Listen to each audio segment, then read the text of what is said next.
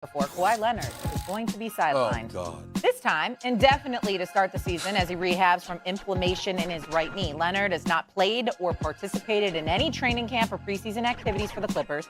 The setback happened in July when Leonard was in USA basketball camp back in Vegas. And so, Stephen A., again, we've kind of been down this road before. What are your thoughts on Leonard? Guys, Cam, you've been in the studio with me. I just want to let everybody know. Throughout my entire career, I don't give a damn how critical I am. I'm always about players getting it back. Always about getting it back. And injuries are injuries, and they're legit. It's just that what amazes me about Kawhi Leonard is that he's always just healthy enough right around the time he gets paid. And then the second he gets paid, he's always injured. In 5 seasons with the Clippers, this man has missed 161 of 390 regular season games. That's 41% of his games missed. He's missed 35% of his playoff games. He's missed 15 of the Clippers' last 19 playoff games due to injury. And you know what ticked me off, y'all? This brother had the audacity, the unmitigated goal to try to play for Team USA. I knew you was going. How the hell you gonna do that? I was on the airwaves going ballistic. Bob, you heard me. Cam, I was going off. I like, get your ass back to LA and do everything you can to play this. You can't be signing contract. Oh, I want to wear Team USA uniform and playing in this. He might have got injured flying to Paris. That's how bad and perpetual his injuries have been. And so what did I say? I literally said that. He might get hurt flying to Paris. What happened? He got to Paris and they sent him home because they said he wasn't feeling well. Think about that. Think about that. They sent him home after a practice. All he had done prior to that was fly. So here we are. Regular season about to begin. Intuit Stadium, new stadium. We're going to be in the house. NBA countdown in the house next Wednesday night. I'll be there. You understand what I'm saying? We got to be there, right? And Paul George gone. The Clippers are now reduced to the star attraction being James Harden. That's James Harden that was in Houston. This is different James Harden. Still a bad brother. Still can ball, still all-star caliber. But it's different James Harden now. That is the star attraction for the Clippers as they move into their new stadium. Why? Because Kawhi Leonard, yet again, ain't available. Did he get a medal, though? No, he didn't. But you even coaching it allowed to happen, because was it Lawrence Frank that was upset that he got sent home? So, like, this is the environment. That was Lawrence Frank. Yeah, so this is the environment that they created, because they allowed this stuff to go on. I'm just saying. I just want you to know that, Cam, because you get to see that in person. This dude played 68 games last year for the Clippers, and it was the most he had played since 2016. And it felt like he barely played. I mean, it is wild. I mean, it's sad, because when he does play, he's one of the he's a top 5 player. Two-time champion. He's amazing. He's a two-time champion. He's one of the greatest players in the NBA. His body's let him down. There's no joke. And the body let him down. All I'm saying is, damn, I don't know how to feel. Do I admire it, or do I lament the fact that you always just healthy enough right around the time of contract negotiation? They got a saying and then the second the money's locked, you hurt. Yeah, he's made of glass. It's not a great situation for the Clippers. Come on, man. All right, let's go. Show with breaking news out of Los Angeles with the season less than 1 week away as we say hello to our senior NBA insider, Shams Charania. Shams, what can you tell us about Kawhi Leonard? Malika, sources tell me that Kawhi Leonard is expected to be sidelined for the start of this NBA season starting next week. He's continuing to rehab inflammation in his right knee, going through a rehab process with the Clippers to strengthen that knee. I'm told he is still in that protocol, that process.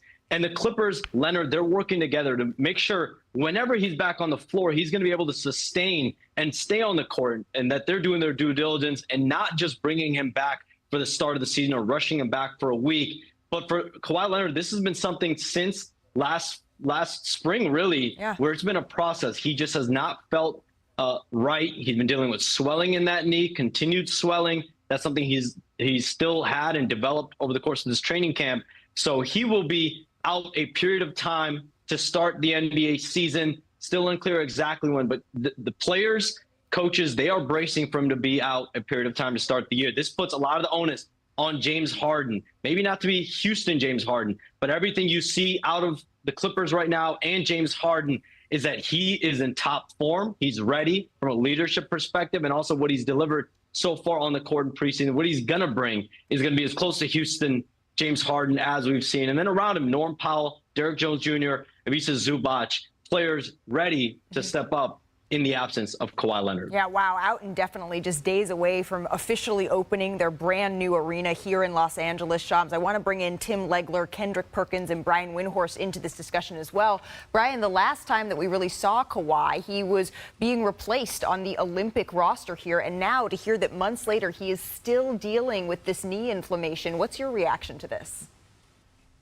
Well, Shams reported earlier this year that he had a procedure at the end of last season, and Team USA took really one look at him in workouts and knew he couldn't go. That was really not a difficult decision. They tried to make it a soft announcement, but clearly he was nowhere near ready to go. And yesterday, Brian Shaw, the Clippers assistant coach, spoke to the media, and I don't know if he was supposed to, but he revealed that Kawhi wasn't doing anything with them on the practice court, you know, with the start of the season a week away.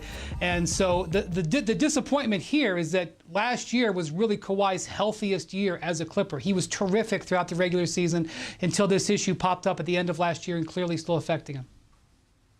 Yeah, look, here's what I think. I think you're going to hardly see Kawhi Leonard at all this year, if you even see him. The fact that you've had 6 months since we last saw him trying to, you know, fight his way through that playoff series against Dallas and couldn't go. You're talking about 6 months of very little activity, doing nothing but addressing this situation, and you already have inflammation going into the season. This is a really bad sign for Kawhi Leonard. It's bad for the league. We want to watch the guy play. But at this point, with everything he has dealt with in the past, when you're dealing with this on the cusp of a new year, with all that time off, really bad sign for the Clippers, even worse for Kawhi Leonard. I don't know how much we're even going to see this guy play this year. This is really unfortunate because of the possible 435 games that Kawhi could play since joining the Clippers. He has only played, or rather he has missed 179 of them, Kendrick. I know, and I think it's about that time to have that uncomfortable, tough conversation. This is not a hot take. But when you think about his history and you think about now and everything that Legs just alluded to, you know, 6 months and still problems with his knee, right? And every single season it's a problem when it comes down to Kawhi Leonard health. He needs to sit down at the round table, not only with the Clippers organization, but his family as well. I really think Kawhi Leonard should consider retiring. And I'm a huge fan of Kawhi Leonard, but we done seen and witnessed so many guys go through these problems when dealing with swelling in the knee, when there's only so many surgeries that you could have when it comes down to repairing things, when it comes down to cartilage in your knee. Sooner or later, it's going to be bone on bone. I don't know that's the case. I'm just telling you from past experiences for his teammates that I've had, that at this point in time, that conversation really need to be had. And I think Kawhi Leonard has to be honest with himself, and he knows his body, had that conversation with the organization and the family, but I really do think he might need to consider walking away from the game of basketball. Of course, Perk, that comes from your experience as an NBA champion here. Let's just base this back in your reporting for a minute here, Shams. Is that anywhere near the reality that they're facing right now as you're looking, as you reported, at him being out indefinitely?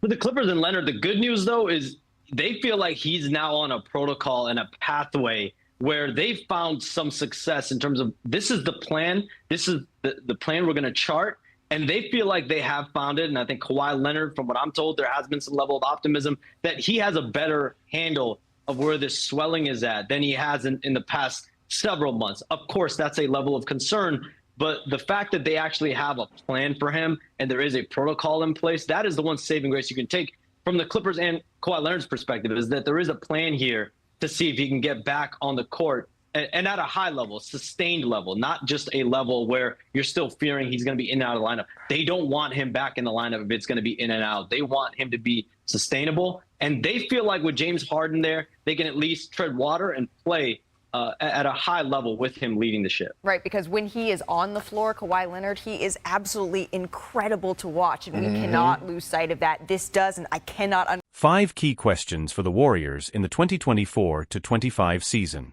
The Golden State Warriors are gearing up for the 2024-25 NBA season, but they will face significant challenges, especially following the loss of Klay Thompson. With Stephen Curry and Draymond Green leading the team, the Warriors aim to be strong contenders in the Western Conference. However, there are 5 crucial questions that could define their success. Can Stephen Curry carry the team? At 37 years old, the big question is whether Curry can continue to be the primary offensive engine for the team. Without Klay, opposing defenses will focus their efforts on him. Although he has proven his greatness, physical wear and injuries may become factors. Will Curry be able to maintain his scoring level and lead the team night after night? How will the new additions adapt? Buddy Hield, DeAnthony Melton, and Kyle Anderson are joining the team, but their integration into the Warriors system will be a challenge. Hield is an excellent shooter, Melton is defensively strong, and Anderson has a unique pace. Will they be able to adapt and contribute effectively to the dynamic offense that characterizes the Warriors? Is the team depth enough? With Klay out, the second unit needs to maintain its level when Curry and Green are resting. Players like Moses Moody and Jonathan Kuminga have potential, but their consistency is in question. Can veterans like Andrew Wiggins and Kyle Anderson stabilize the bench, or will the Warriors be forced to rely too heavily on their stars? Can Jonathan Kuminga thrive as a forward? Kuminga has the physical skills to excel as a forward, but his ability to score consistently from the perimeter is crucial.